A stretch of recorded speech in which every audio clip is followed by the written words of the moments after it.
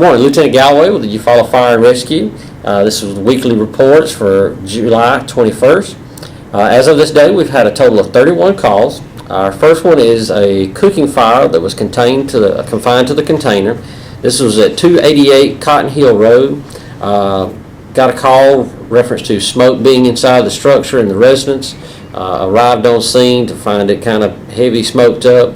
They began ventilation process to find out from the homeowner there that had been cooking some eggs and burned them on the stove. So there was no major damage there. Was able to clear that out for that resident and get it back in good shape.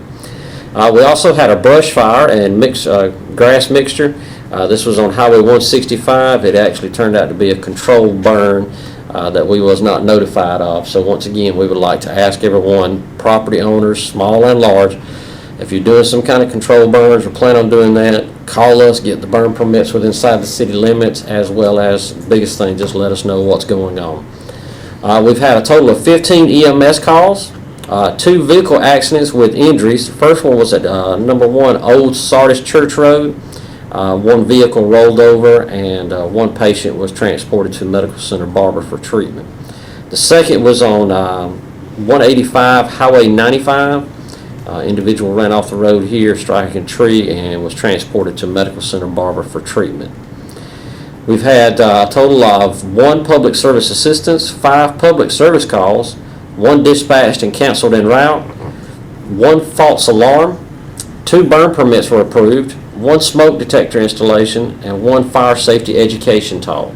And we are coming up soon. We're getting ready for our October is fire safety, but anytime someone wants a fire safety education or a fire safety talk, feel free to call us. We do those all the time, all the year, not just in Fire Prevention Month, which is October, but we will be getting ready soon for that coming up. But definitely contact us about the smoke detectors as well, and we'll arrange being able to come out and put one of those up for you. Well, that's it for the fire department this week. Good morning, I'm Detective Brown. This is the Eufaula Police Report for July 17th through July 21st. During that time period, we investigated 4 accidents. We had 5 misdemeanor arrests, 3 for domestic violence, and 2 for theft of property. On the felony arrest, we had 1 for possession of forced instrument, 1 for burglary, 2 for theft of property, for a total of 9 arrests. In that time period, our incident offense reports include the theft of property third that happened on North Eufaula Avenue.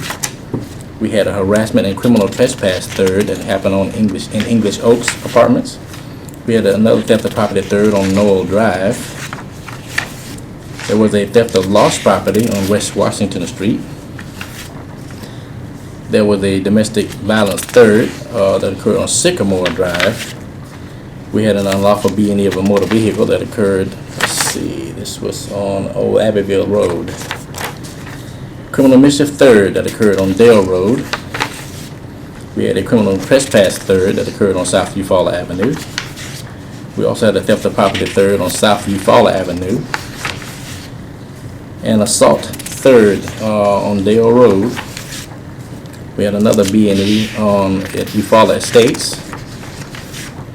We had a theft of property first that occurred on Scenic Drive. A theft of property second that occurred on North Eufaula Avenue.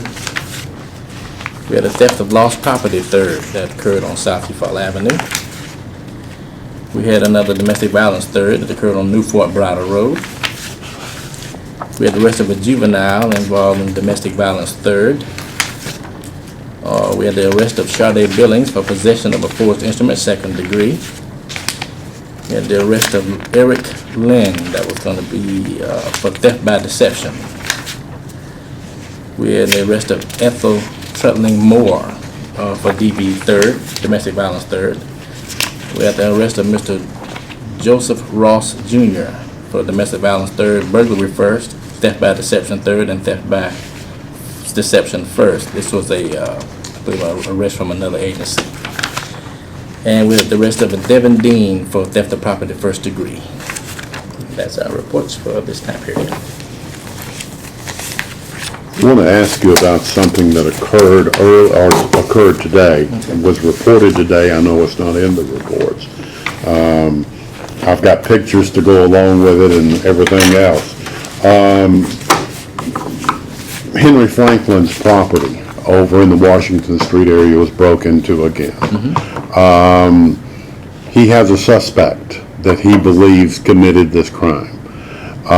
He describes the suspect and identifies him as a person that I know has been identified at least two other incidences. What can people do to protect themselves against this individual? Well, first of all, we don't know exactly if the person he mentioned is going to be the one that Okay. we're actually looking for. The point of entry was a small point of entry, and this person that he mentioned is not exactly a small guy. For whatever reason he has, that may be his suspect, but we don't have any proof of that as of yet. But we ask, just as we ask everybody, just be vigilant about your property. With a lot of this breaking and entering going on and burglarizing going on, just be more vigilant about your property. Try to have more hands-on about what you have in your property. If you got serial numbers, stuff like that, it will help so that we can try to recover some of this stuff if it's taken to a pawn shop or a local pawn shop or somewhere even outside our city limits. But we just have to kind of keep a vigilant look on your property. Always look around, especially if you leave and come back home. It doesn't just happen at night anymore, it happens during the day. Okay. So we ask that people just constantly be vigilant. But like I said, as far as that suspect goes, the point of entry was a very small place, and this person that he mentioned is not exactly a small guy. So we can't for sure say that it was that guy. Regarding things to do with stolen property and everything, with Walmart now taking phones, iPads, iPhones, all of this, and games, has that added any problems to your investigations? No, actually, Walmart is one of the places that really they have very good security, very good surveillance, should I say, and we can usually nail who's doing it if we can identify them. But more often than none, they always have some good surveillance cameras that we can look at, and they can pretty much nab whoever it is. If it's somebody that we know, especially somebody local, we can always put our hands on them. They got very good loss prevention agents inside the store, and they're very vigilant about catching whoever's walking out the door with their stuff. When people sell things at Walmart, everything refers to Arkansas as far as any claims, all of this sort of thing. Are you hitting any of this in your dealings with Walmart? A little bit, more so now than before.